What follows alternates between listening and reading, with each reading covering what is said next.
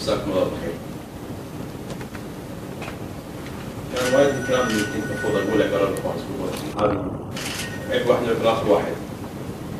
بس في نقطة يمكن غابت عند الاخوان اللي يتكلمون بالتأكيد عن طارق اخوي محمد ويا الدكتور تكلموا عن الناحية القانونية بشكل جدا جميل ورائع وعرضوا الاتفاقية من الجوانب الدستورية.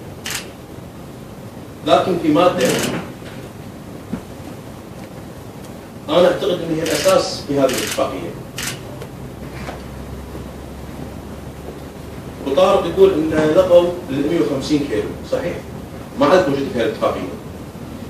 لكن الاتفاقية تسمح لدولة باحتلال دولة من أولها لآخرها. المادة 10 شو تقول؟ تعمل الدول الأطراف بشكل جماعي أو ثنائي على تحقيق التكامل الفعلي للأجهزة الأمنية والتعاون الميداني فيما بينها والتعاون الميداني التكملة وين؟ وتقديم الدعم والمساندة في حال الطلب لأي دولة طرف وفقا لظروف الدولة أو الدول الأطراف المطلوب منها وذلك لمواجهة الضربات الأمنية والإخبارية.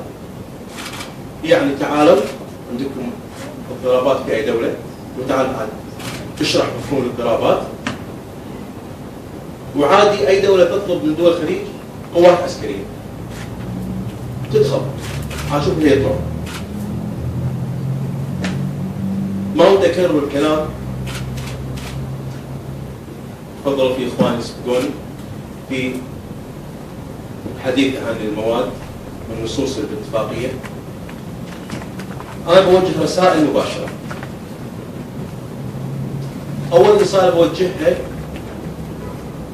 إلى من يعارض الاتفاقية الأمنية اليوم وبالأمس كان موقفه بالمطالبة من الحكومة الكويتية إرسال قوات عسكرية إلى البحرين. الاتفاقية الأمنية اليوم أعطتك الموضوع على طبق من ذهب، إيش تبي أحسن من كذي؟ ليش لو قاعد تعارضها؟ لا، وصعدت نزلت الشارع تدعو إلى إرسال قوات كويتية إلى البحرين. بغض النظر نتفق نختلف مع الأحداث اللي قاعد تصير في البحرين، هذا شيء داخلي إحنا ما نقدر خطاب. وصعدت الأمر إلى نزول الشارع واستجواب رئيس الوزراء. شو اللي غير موقفكم اليوم من الاتفاقية الأمنية والمطالبات هذه؟ السكين وصلت رقبتكم؟ هي وصلت رقبتكم اليوم على الأحداث في الكويت. هذا الأمر كنا نحدث فيه من بداية الأحداث.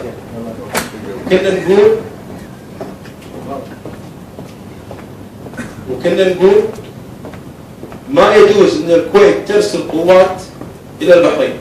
هذا شأن داخلي في البحرين يبقى شأن داخلي في البحرين.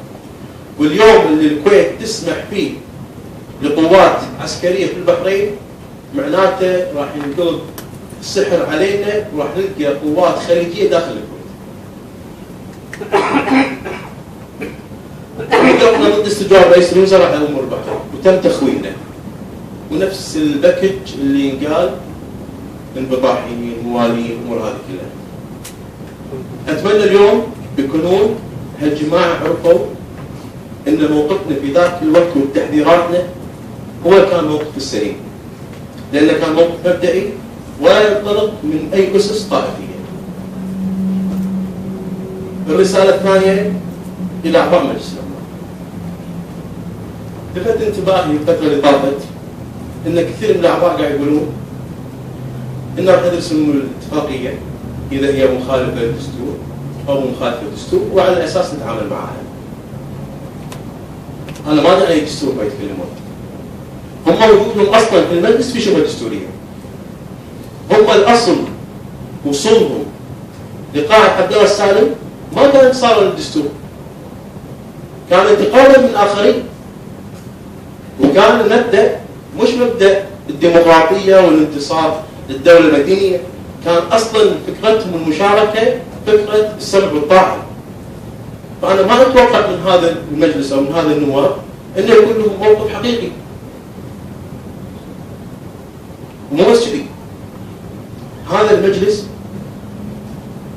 في مشاركته في الانتخابات، في خوف من الانتخابات، عطوا مراسيم الضرورة مساحة واسعة جدا.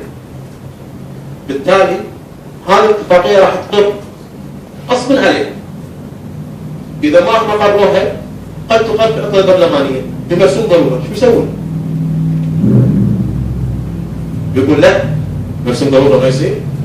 شو معنى الانتخابات والصوت الواحد صار مرسوم الضرورة سقطاها الرسالة الثالثة إلى من كان يصفق إلى الكونفدرالية الخليجية ويهلل لها واليوم أيضا يعارض. هذه أنت اتفاقية أمنية ما تصير تتفق. الكونفدرالية الخليجية شو تسوي فينا؟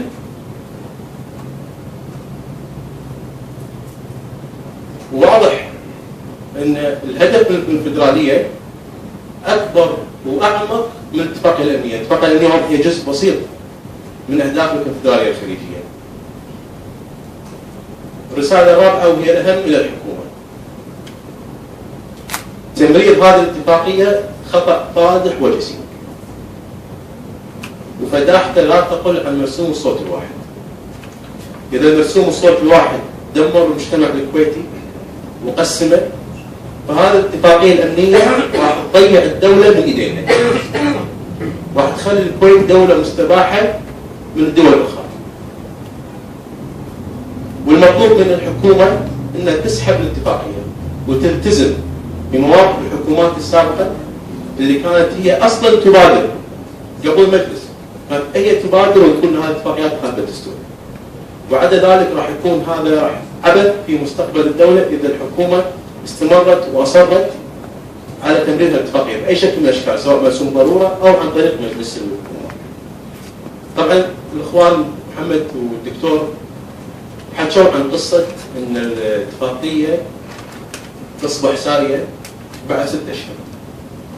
وتذكرت اليوم تصريح صالح عاشور أن ما راح تقر بهالدور العقاد، بتروح لدور العقاد القادم. والأمور بدأت تربطها شوية. قد تكون نظرية المؤامرة موجودة، لكن هذا الواقع. هل هذا التأجيل له علاقة فيما قد ينتهي إليه حكم المحكمة الدستورية والمطالبات الحراك والشباب؟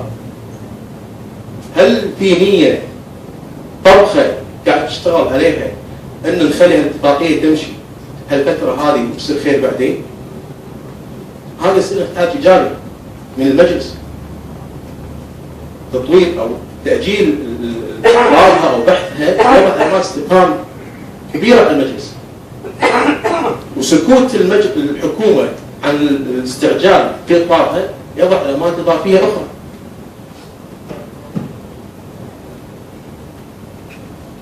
في الأخير في النهاية تحالف، احنا موقفنا واضح من الاتفاقية الأمنية. هذه الاتفاقية مرفوضة. هذه الاتفاقية وضعت لحماية أنظمة ضد الشعوب. هذه الاتفاقية تقتل الحريات. وهذه الاتفاقية تنقيح غير مباشر للدستور الكويتي. ولن نقبل أن تكون حرية الرأي وفق مسطرة الأنظمة. والديمقراطية الكويتية مهما كانت سلبياتها إلا أنها خيار لا رجعة